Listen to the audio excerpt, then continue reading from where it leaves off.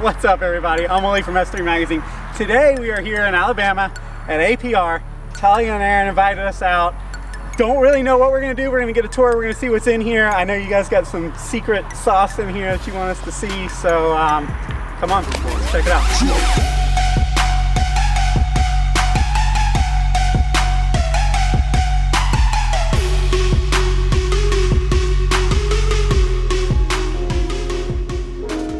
Okay, so welcome to the lobby.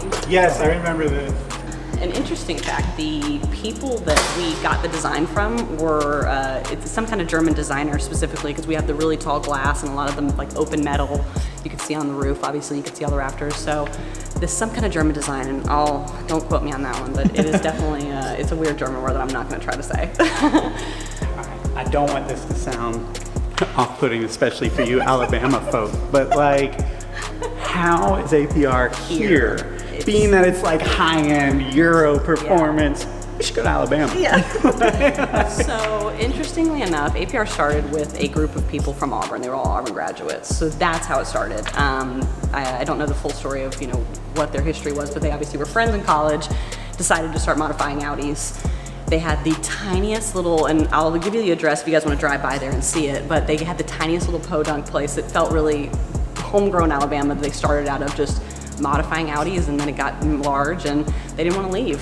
Correct me if I'm wrong. APR is a lot like Dinan in the fact that like it's factory backed, right? Like it's warranty? So APR Plus is correct. Okay. Yeah, so we do have our own warranty, and that's actually, we started it before Dinan, but then when Dinan came in, that's when we kind of went, okay, they have something they've been using for so long that we know we can actually work off of that, so.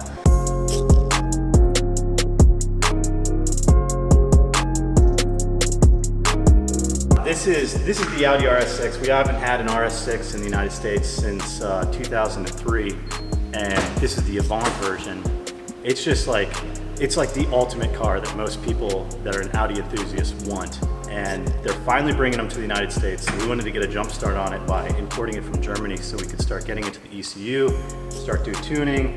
We could scan the car, maybe start working on intakes, exhaust, maybe some intercoolers, basically anything that we think we can improve. This thing's gonna be a beast. I mean, it's gonna be maybe 800, maybe even more. With like a hybrid turbo on it, we could probably get more horsepower out of it.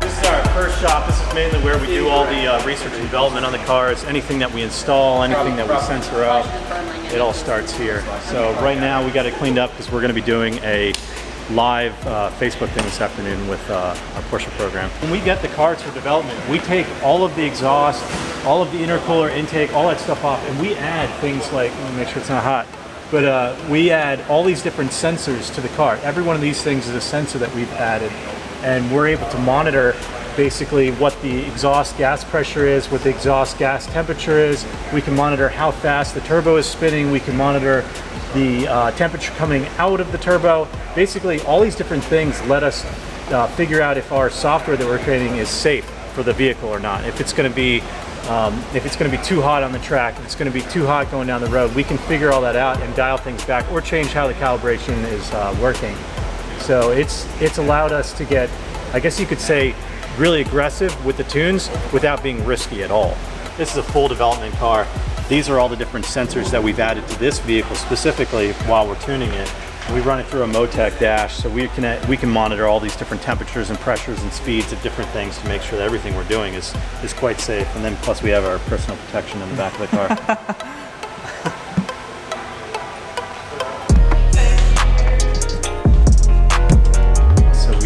Mainly have our software team over here. So these are the guys that do the calibration on the ECUs. They also crack into the ECUs, but we also have some of our hardware engineers because we're basically running out of space to put everybody. So we might try to move most of the team over here and reconfigure all this, but that's yet to be seen.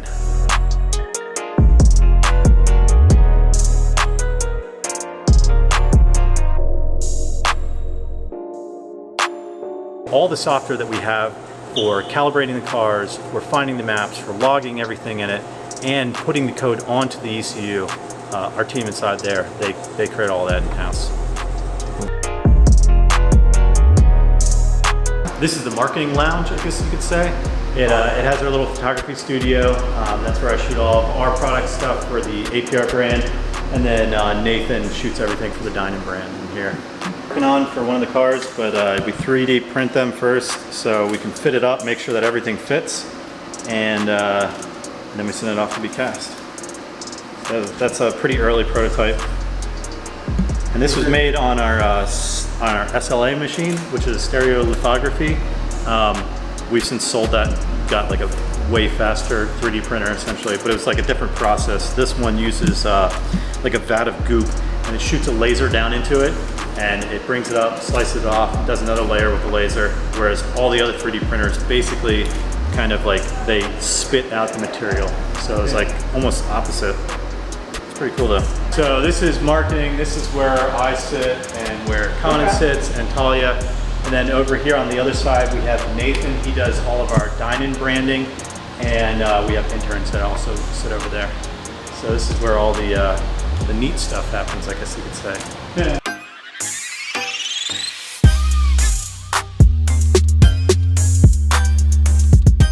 So this is actually kind of cool. We could step over here. These are our 3D printers. So we have two main ones that are running right now. And everything that we make, we basically print it out first, test it on the car, and make sure that it fits before moving on to like a physical part. So these things can run all night long. And this is the kind that just basically, it's like printing out the material the entire time. It spits out, like these tubes right here is basically what feeds into it, and it melts it and spits it out. This is our engine dyno cell. If you want to go in and check it out. So it's a Superflow engine dyno. This is mainly, we use the engine dyno if we want to test something like a new turbocharger that we're developing, because we can take the part, we can pop it on real easily.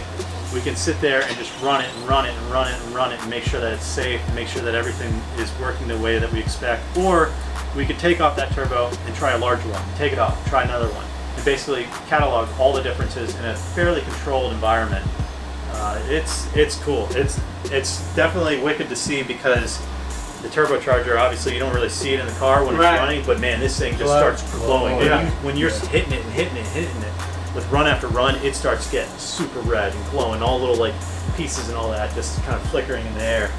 It's actually wild. Basically, if the engine were to explode, you could sit there and you're fine, because that's ballistic glass. You can hear it running in the building, but it's not obnoxious. Like, you heard that car running outside there. It's pretty loud. Can you imagine if you're running a car in here?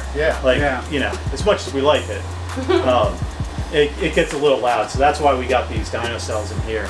And it rushes in the air from upstairs, like above the building, and just recycles it back out. So it's nice and safe. Awesome. You don't have to worry about the exhaust fumes or anything. So we also have this cool thing over here called in-cylinder pressure transducer.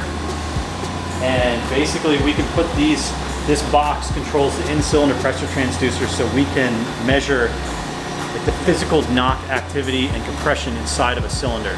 So like there's knock sensors that give you a picture of what's going on, but we're actually able to measure the flame front and make sure that we are like that our tunes are basically safe under all different conditions. It's pretty cool because you get to see stuff that you're not going to see with a regular knock sensor or like a regular way of logging the engine. Like you get to actually trace and see like cylinder pressure coming up and then dropping off and doing all the different fancy things that it does.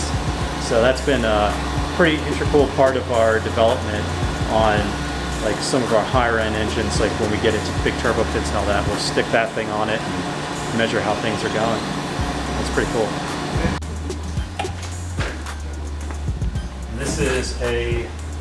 This is also a Soundmaster dyno cell. So this is a Dynapack. It's a 4-wheel hub dyno. Basically, you take the car off, pop it on. It's extremely safe. We've had this dyno for probably, I don't know, probably almost 20 years it seems, and it's just been a workhorse. It just works great for us. So this room is able to, the air comes in from up top, it recycles it outside here. We got this high-powered fan on it. It's pretty cool. I could kick on the fans if you want to feel it real quick. Yeah. This is not the dyno fan. Now you think about a normal dyno shop, And they just have those little carpet fans running. I think your hair just went into my mouth, by the way. Well, we're connected now. That's I got one. It's a little one. So the fan that's running here this is not really to just cool the car. So like you figure some of those shops just use like a big fan. It doesn't do anything for like really cooling down the engine. This is actually just to get the to recycle the air in the room, so that way if there's carbon monoxide in here, we don't die. Right. So this little bad boy right here, this is what there's like 2 giant fans inside here, and it can pump out I think about 140 miles an hour worth of air in a pretty concentrated zone. So that goes right on the intercooler. That lets us simulate basically what you get on the road. You got to figure your car going down the road, it has so much air just smashing on the front of it, and that like really helps us simulate what we see in the rear world. So what we're doing on the dyno could translate to that. Plus we can continue to tune and tune and tune all day long.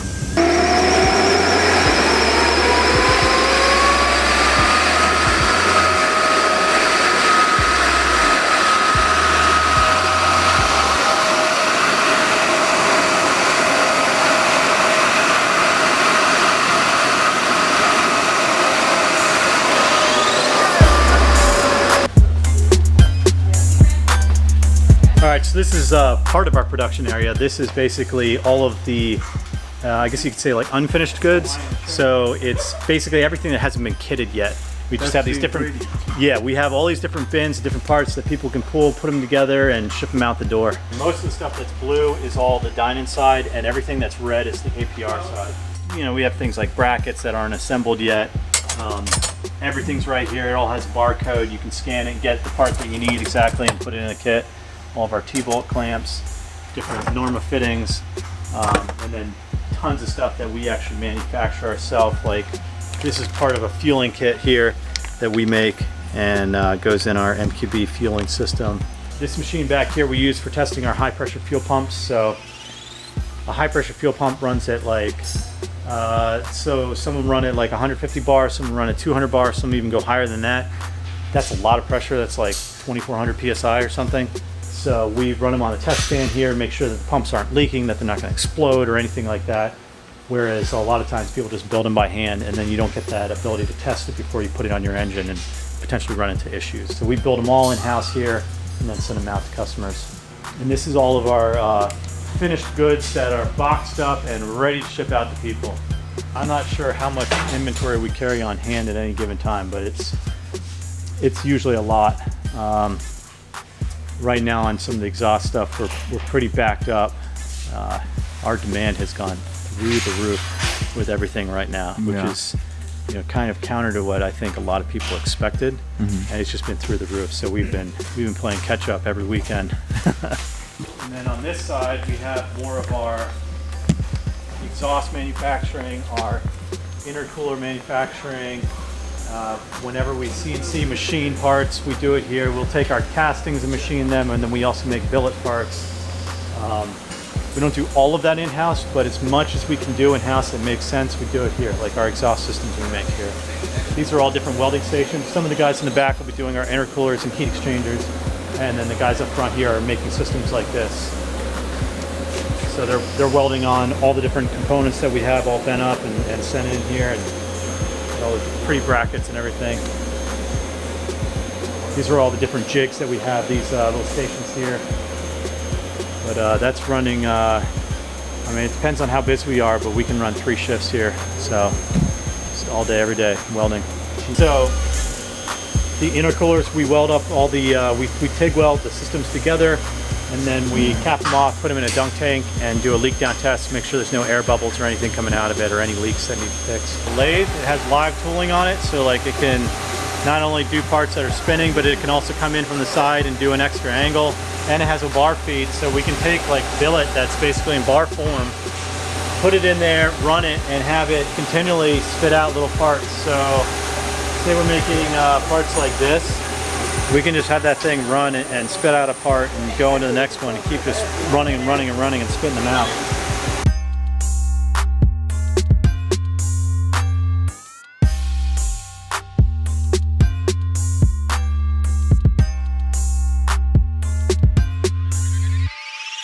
This is mechanical engineers. So Joel, they met before. He's been obviously designing a lot of turbo stuff, so he has tons of turbos over here. And we make all of the design right here in house with like CAD. Basically, it's we use Creo, and basically the guys will laser scan the cars, figure out like what all the spatial constraints there are in a package, and then they'll design the part around that. We 3D print it, like the yellow or the white stuff right there is all 3D printed. Yeah. Then we send it off to get cast, or maybe it's billet, depends on what the application requires. And we fit it on the car and test it out. This was originally the motorsport garage when we were still doing the racing team, and we transitioned it. We had a couple more lifts in here, and we've removed those lifts and now put like our fabrication team over here. So these are the guys that will, when we're starting to make an exhaust, we do a lot of stuff in CAD, but we also do it physically here. Bend the pipes, put it up on the car, test it out, see what it sounds like, see if we have to change some muffler design, see if we need a Helmholtz to get rid of drone, and basically figure out all this stuff right here. So we had 2 lifts over there, we got rid of them, put in all that equipment there, and we still have the 3 lifts here. So they're cutting mufflers apart, they're putting the packing in, they're changing the perforation on the tubes, they're changing the length of tubes or maybe the angle of the tubes, putting little offshoots on them for that changes the tone of the system too, because it can like bounce back the waves and kind of eliminate different drone and frequencies that you don't want. It's all pretty cool. And the way that they do the like the boards over here to make sure that this is pretty rapid is they can print out, it's a pegboard system, but they can print out the kind of like the first article of the jigs, so they can make sure that it all fits, and it's quick. So we can just start going through these systems quick. And this is more of a final version of one of our jigs. As you can see, because it's all metal, we've laser cut it out, and that's like the final deal. We have 2 Mustang all-wheel drive dynos right now, and we are adding a 3rd dyno here, which will be a Superflow dyno, and that one will come with all of the emissions testing equipment that we need to make sure that the products that we sell are compliant. So instead of having to send that stuff out, we're going to do all that stuff in-house now. And so that's going to go right here. And we have our 2 other dynos right here. Right now we have this is a customer's Porsche on it. We're doing a little hybrid turbo testing on it. I think he was saying he was making over 600 horsepower on 93 octane to the wheels. So I'm really excited to see what this thing can do on ethanol, because that's where you really pick up the power. But as you can feel here, you probably can't see it in the video, but a ton of air is coming through here. So we have massive fans behind there. And I can take you back there and show you that. For those fans, it's just like in the other room there. It's big fans, so we're making sure that we get good airflow on the car. All right, so that was fun. Yo, yeah, that was cool. It's crazy. I don't know, man. What are your thoughts? To me, it's just crazy when you see the work and the innovation, I guess, from your mind and their brains all the way down to the welding. You know what I mean? Like all the steps that this stuff goes through, and you never think about it as a consumer. You don't. And let's be honest, a lot of people think, well, whatever, it's all made overseas anyway, and it's just got a different brand on it. That's not it. Like, this stuff goes from a brainstorm and a chalkboard to like production here in the middle of Alabama, of all places. That's what I mean. But these guys like bleed this stuff, man. It is, I mean, as you can tell, like, they don't screw around. Like, if they need a part, they buy the whole stinking machine, you know? Like, it's insane. Like, and for me, like, that's what I like to support in a brand. That's what makes me brand loyal, is when I see the passion that they have and the lengths that they're willing to go through to get the part right. Not 98% right, but like 100% there, you know? Like, that's pretty cool, man. I think that these are cool people to support, for sure. I think you're supporting your fellow comrades. Well, once again, thank you APR for inviting us out to check out the facility. Soon we are actually going to be going to a track day with APR. They're going to put us in some cars and actually give us a feel for what it's like to bleed the blood that they bleed and be a part of it all. So until then, you're gonna want to see that, so hit the subscribe button, comment down below, let us know what you think about their facility. But until then, we will see you guys next time. Have a good one.